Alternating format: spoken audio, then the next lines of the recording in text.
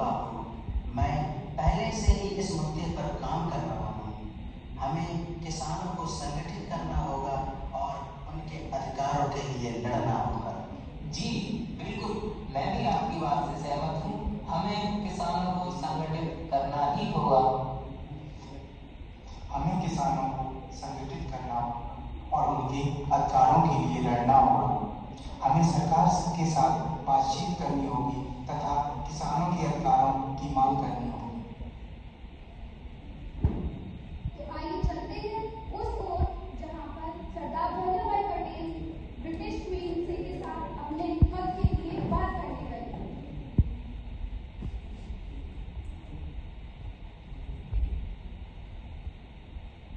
Hello, Princess.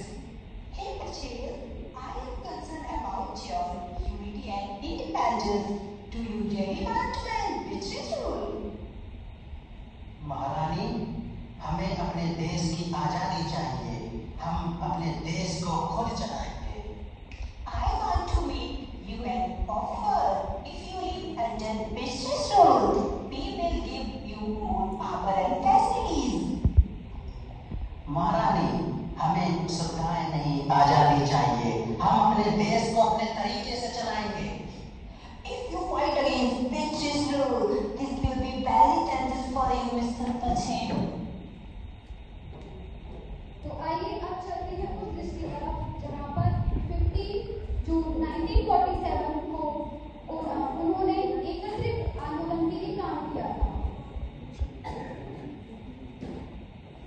सरदार जी, 565 रियासतों का भारत में विलीनीकरण एक बड़ा काम है। हमें इसके लिए राजाओं को समझाना होगा।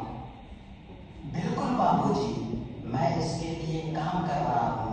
हमें राजाओं को यह समझाना होगा कि भारत की एकता और अखंडता के लिए यह जरूरी है।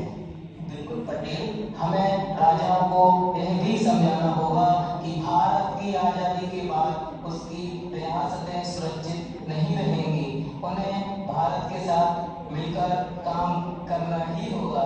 लेकिन यह काम तो बहुत मुश्किल है पटेल, क्या तुम यह काम कर पाओगे? मैं बड़ा जिद्दी आदमी हूँ ना।